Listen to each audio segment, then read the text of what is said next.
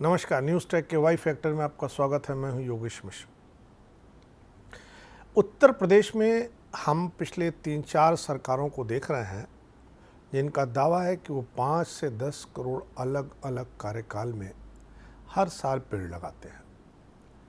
इन दिनों योगी आदित्यनाथ जी पेड़ लगा रहे हैं। इससे पहले अखिलेश यादव ने 5 से 10 करोड़ के बीच अलग अलग समय पर पेड़ लगाया। मायावती ने भी 5 करोड़ से अधिक पेड़ अलग अलग समयों पर लगाए। मेरी समझ में नहीं आता कि इसके बाद भी उत्तर प्रदेश वन आच्छादित क्षेत्र का विस्तार नहीं हो पाया। मतलब साफ है कि जितना पेड़ हम लगा रहे हैं उससे ज़्यादा पेड़ हम काट रहे हैं। वैसे भी जंगल बचाओ जितने सम्मेलन आप देखेंगे वो सब आलीशान रेस्टोरेंट में होते हैं। उस रेस्टोरेंट में जो कुर्सियां रखी होती हैं वो लकड़ी की होती हैं। 2021 में लकड़ी का कारोबार 631 अरब डॉलर का दुनिया भर में था। आप सोच सकते हैं पेड़ लगाने के दावे लकड़ी काटने के दावे की तुलना में कहाँ ठहरते हैं।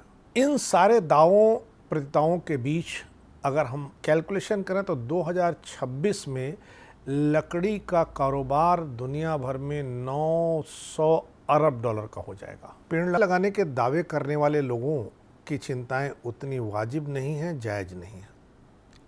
लेकिन बहुत से ऐसे लोग हैं जो पर्यावरण के लिए काम कर रहे हैं, हमारे वैज्ञानिक हैं, सामाजिक कार्यकर्ता हैं।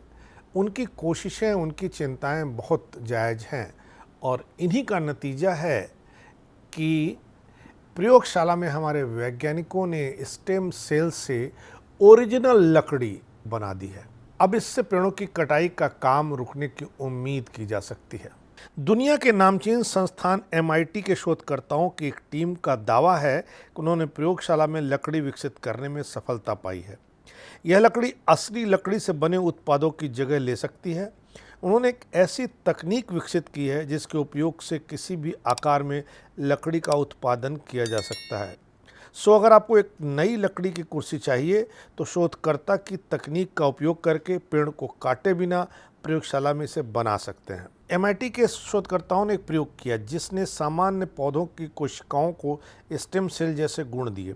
उन्होंने कॉमन जिनिया नामक एक फूल वाले पौधे की पत्तियों से कोशिकाओं को निकाला और फिर उसे कुछ दिनों के लिए एक तरल माध्यम में जमा किया। अगले चरण में शोधकर्ताओं ने पोषक तत्वों और हार्मोन से समृद्ध जेल आधारित माध्यम के साथ पौधों की कोशिकाओं का इलाज किया।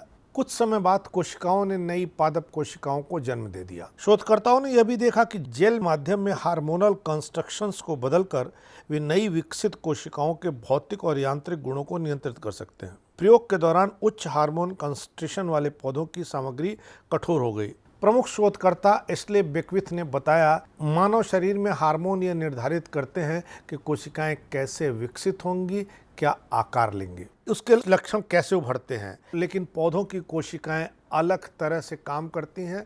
इस अलग तरह के काम करने के नाते ही अलग अलग तरह की लकड़ी बनाने में सफलता हमारे वैज्ञानिकों को हासिल हुई है। छोटी रासायनिक मात्राओं में हेर फेर करके पौधों के भौतिक परिणामों के संदर्भ में काफ़ी नाटकीय परिवर्तन प्राप्त किया जा सकता है। बेकविथ और उनकी टीम 3D बायोप्रिंटिंग का उपयोग करके जेल में पनपी कोशिकाओं में से कस्टम डिजाइनिंग की गई संरचनाओं को 3D प्रिंट करने में सफल हो गई।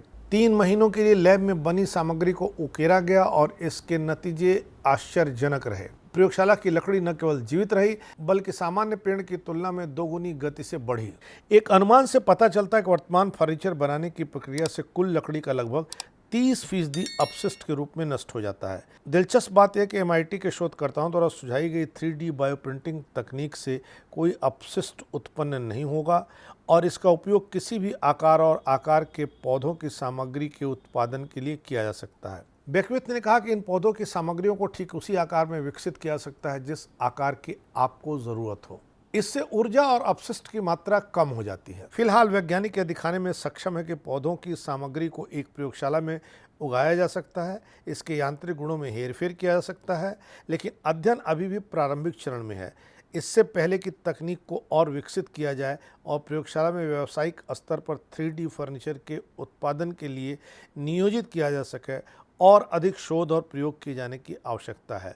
वरिष्ठ लेखक और वैज्ञानिक लुइस फर्नांडो बेलास्के गार्सिया का दावा है कि यह शोध दर्शाता है कि प्रयोगशाला में उगाए जाने वाले पौधों की सामग्री को विशिष्ट विशेषताओं के लिए ट्यून किया जा सकता है, जो किसी दिन शोधकर्ताओं को लकड़ी के उत्पादों को किसी विशेष प्रयोग के लिए आवश्यक सटीक सुविधाओं के साथ विकसित करने में सक्षम बनाते हैं।